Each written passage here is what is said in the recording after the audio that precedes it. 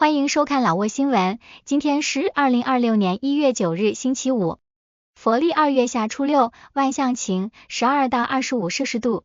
今天的主要内容有最新外汇报价、股市收盘行情、黄金市场报价、万象燃油价格以及老挝时事要闻。首先来关注外汇，根据老挝外贸银行最新公布的今日外汇价格，美元的银行买入价为21396基普。较上一个交易日上涨2基普，涨幅 0.01%。泰铢的银行买入价为 681.44 基普，较上一个交易日下跌 1.54 基普，跌幅 0.23%。人民币的银行买入价为 3055 基普，较上一个交易日上涨7基普，涨幅 0.23%。再来关注股市行情，根据老挝证券交易所最新收盘报告显示，昨日老交所综合指数收于 1264.98 点，较上一个交易日下跌 3.72 点，跌幅 0.29%。开盘 1268.7 点，最高 1270.36 点，最低 1246.78 点。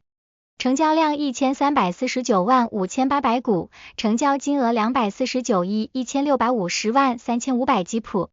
成交量最高的股票是外贸银行，收盘价1850基普，交易量1316万4000股，其次是老挝电力和中老证券。成交额最高的股票是外贸银行，收盘价1850基普，交易额243亿5117万5000基普，其次是老挝电力和联合发展银行。接着关注黄金价格，根据老挝 PV 黄金最新公布的价格，重量为1铢的黄金金条，每根售价是4722万基普，较上一次报价上涨37万基普，涨幅 0.79%。然后关注今天的万象油价，今天万象10个加油站执行1月7日老挝工贸部公布的燃油价格，柴油每升18320基普，普通汽油每升22190基普，95号汽油每升25750基普。接下来一起关注时事要闻。1. 通伦西苏里再次当选老挝人民革命党中央总书记。1月8日，老挝人民革命党第12次全国代表大会在万象闭幕。大会选举产生由88人组成的第12届中央委员会。在同日举行的第12届一中全会上，通伦西苏里全票连任老挝人民革命党中央总书记。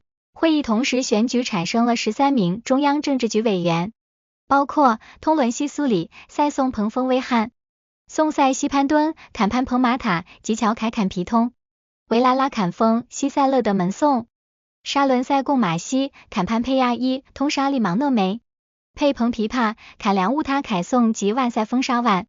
此外，会议选举产生了由11人组成的中央书记处。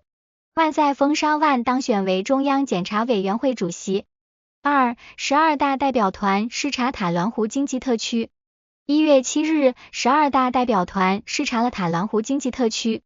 塔峦湖经济特区总投资50亿美元，由上海万丰集团开发，一期酒店、公寓及商场已投入使用，目前正加紧建设18栋高尔夫球场、市政府大楼及一座129米高的湖心大佛。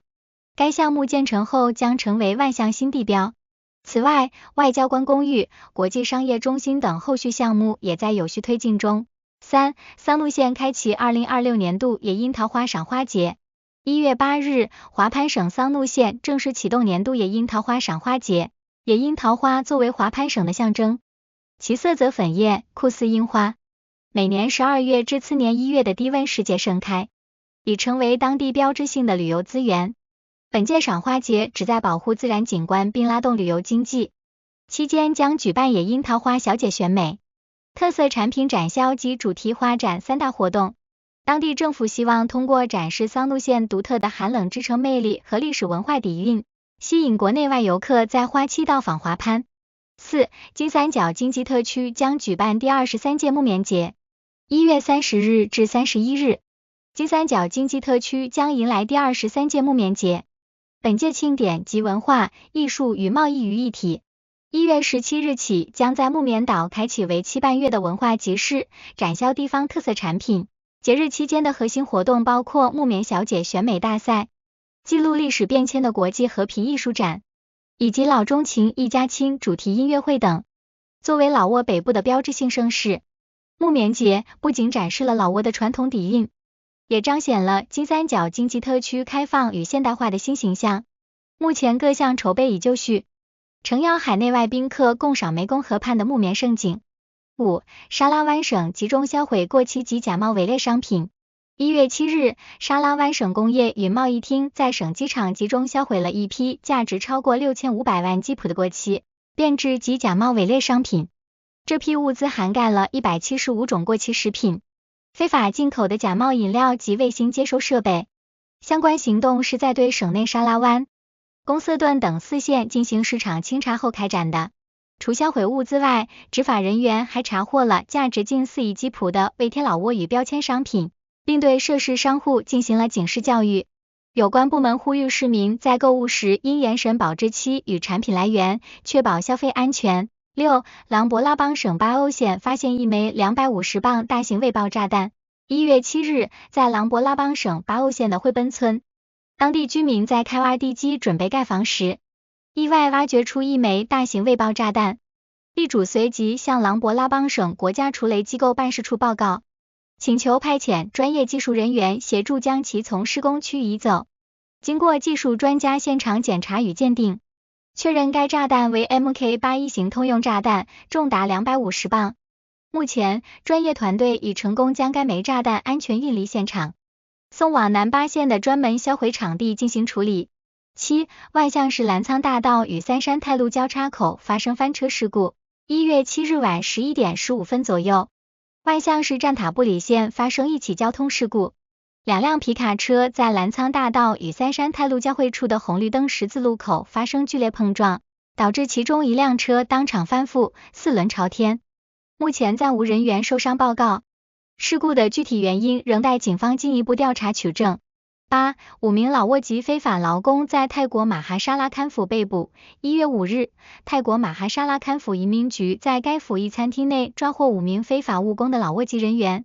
经查，上述人员持旅游签证入境后违规从事销售工作。目前，5名老挝人员因外籍人士无证务工被控罪，涉事泰国雇主也因非法聘用外籍劳工被起诉。涉案人员均已被移交当地警方，将面临法律制裁。